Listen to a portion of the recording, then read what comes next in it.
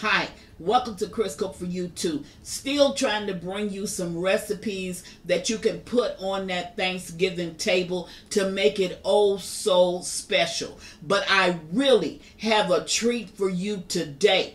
I'm not going to do the cooking today. My daughter is. She makes a awesome cheesecake. It's a pumpkin cheesecake, but it is fantastic. I think that once you try this, you're going to be trying this again and again. It is delicious. This is our third time making this cheesecake because it never gets to the freezer so that we can have it for Thanksgiving. So hopefully it will this time. So let's get started.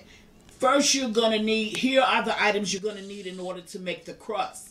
You're going to need graham crackers, almonds. She's going to crush these up in the food processor, butter, and you're going to need some sugar, which is sitting over here on the side. Now, if you have a spring pan, you can use your spring pan. And that's just a pan that allows the bottom portion to come out, and it has a little latch on it that will hold everything in place.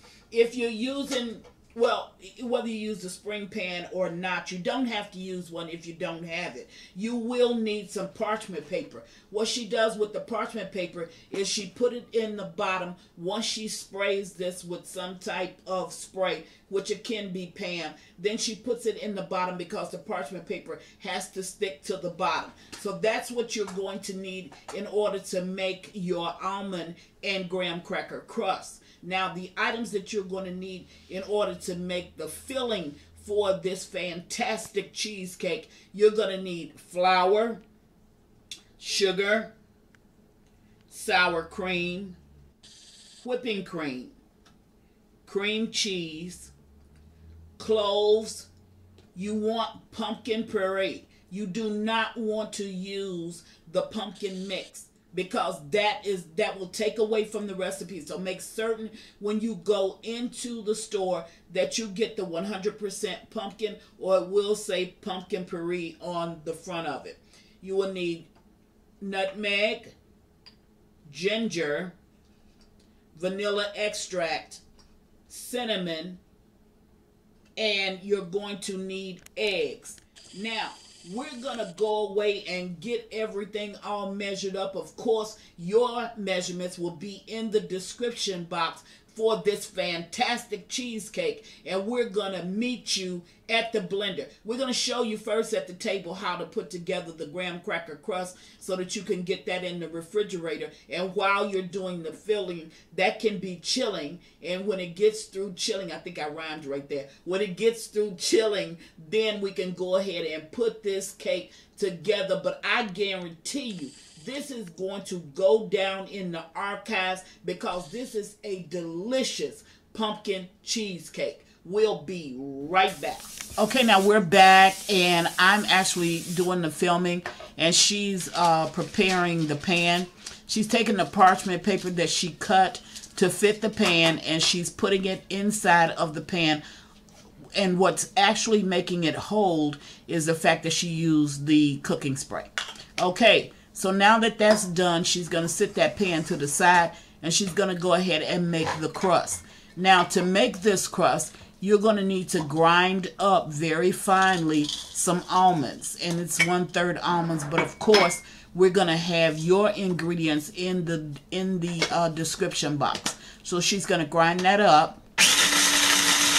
Now, it takes the almonds, and it has to mix with the almonds and the graham crackers, and if that's not fine enough, you can always just grind it a little bit longer.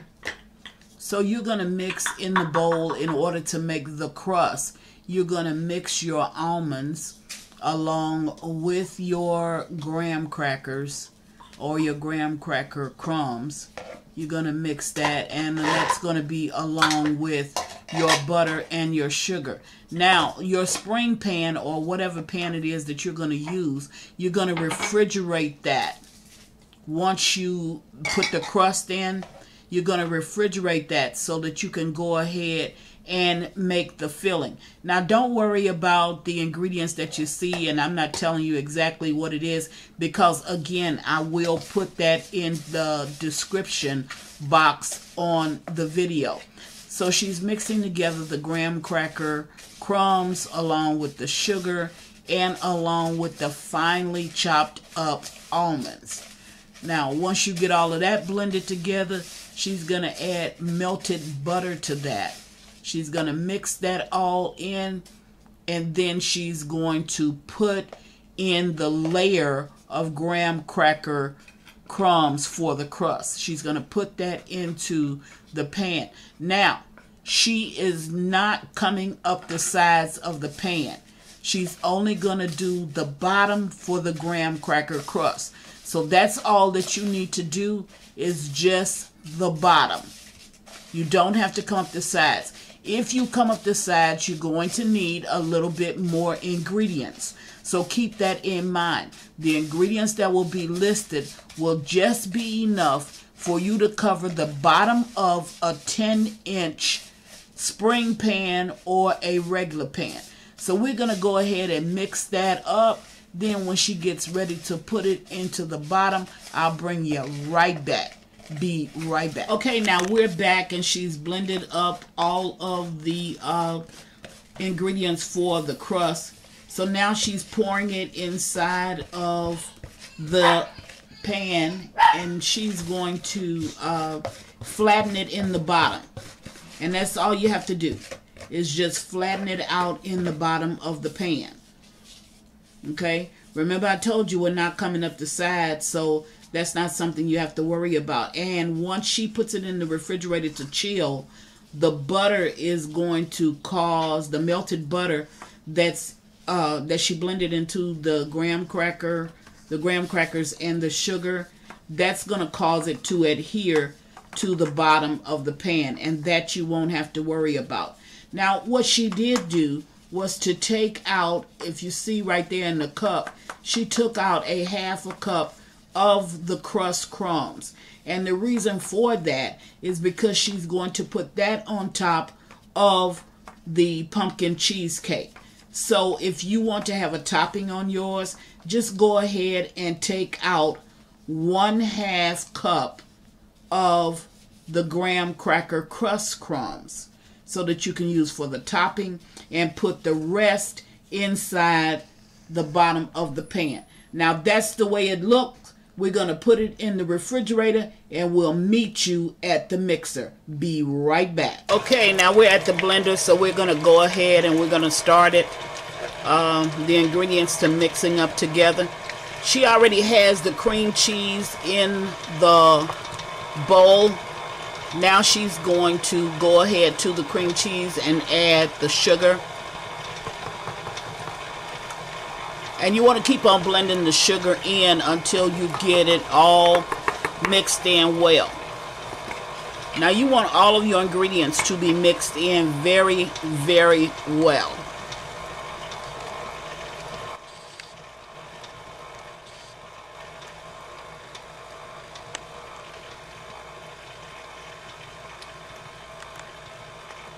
Now she's going to add the whipping cream.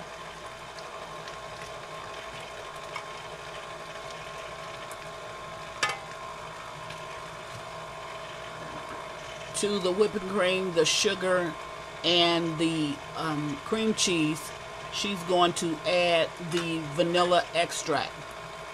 And again, I tell you, I'm going to put all of your ingredients in the description box, so don't worry about it. Next, she's going to add the sour cream.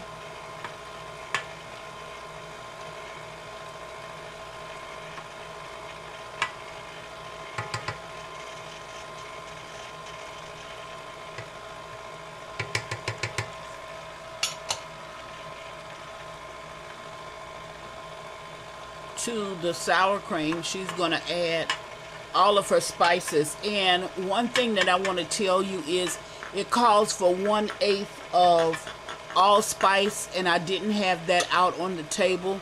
So to the just wanted to let you know that we are adding allspice into the ingredients that she's mixing.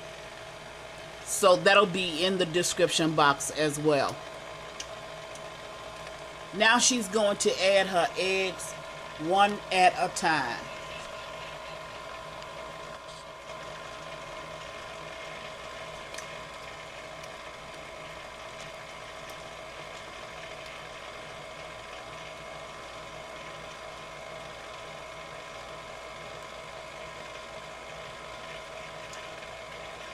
And once you get all of the eggs in,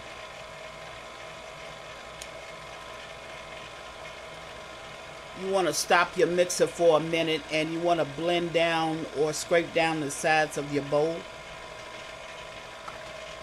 because you want everything to be blended well together.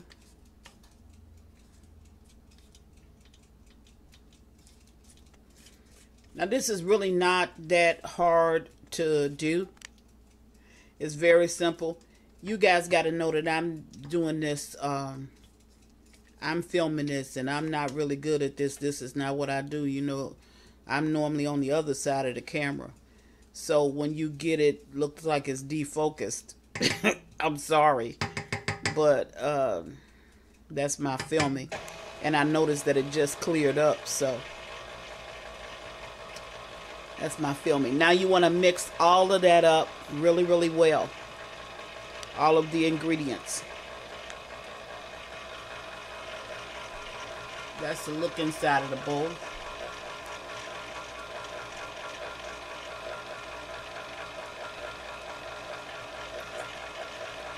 Now you want to add the flour.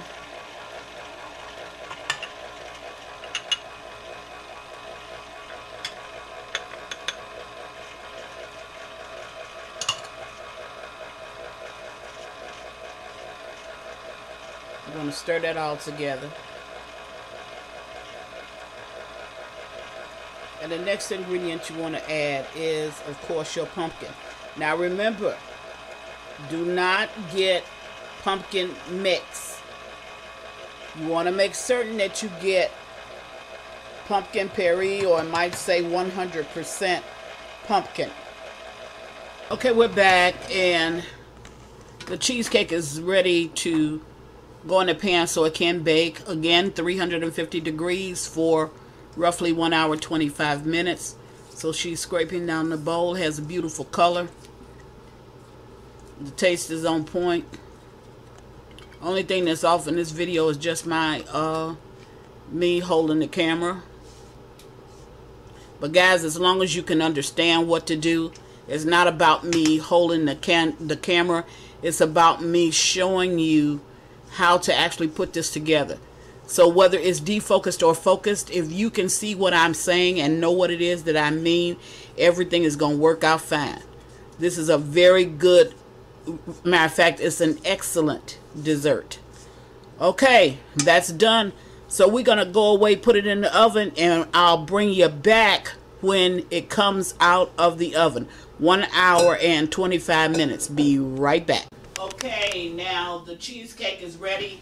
And it's coming out of the oven. I quit the camera thing because I just don't like the way that it came out as far as my filming is concerned. But it's out. She's going to allow it to cool, and we'll bring you back and show you what it looks like once it cools. Okay, now we're back, and as I stated, this is for our Thanksgiving holiday. She's already taken the cake out of the spring pan. And now the topping that we had you to sit aside, she's now putting that topping on top of the cheesecake. When cheesecakes are done, they puff up and then they do deflate just a little bit. And I'm sure you've seen that if you've ever purchased a cheesecake, you've seen the same thing. So we're gonna take a slice out of the cake, but that's just to show you how the actually cake looks on the inside. The cheesecake looks on the inside, and we're gonna put that slice right back into the cake. So she's gonna take it out, put it on a saucer, and we're gonna show you how she would insert the wax sheets. But we're not going to eat it. We're just taking it out for showing purposes. So as you can see, she's cutting it. She's already cut her she's already cut the wax sheets that she's gonna put inside of the cheesecake. And the purpose for that is so that people don't overcut. Everybody's gonna get an equal slice. So if you put the wax sheets in your own cheesecake, then you don't have to worry about somebody coming in taking more than they can eat. And once they take more than they can eat, the rest of it is discarded if they don't eat it. So this is the way you would put the actual slice in. You would actually put the paper in. Go ahead and put it in. And then she's going to take out the slice so you can see what it actually looks like.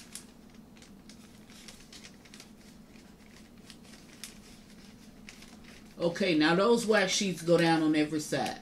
And you see that a lot when you buy custom cakes in a bakery.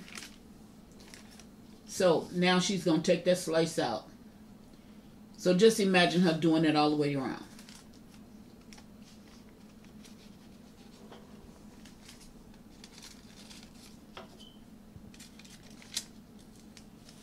Okay, and a person would actually take it off. And that's what it actually looks like. This is very good. Very good. It came out very well. I think that if you try this, you're truly going to like it. I want you to see it one more time. She's going to put those wax sheets back in on both sides.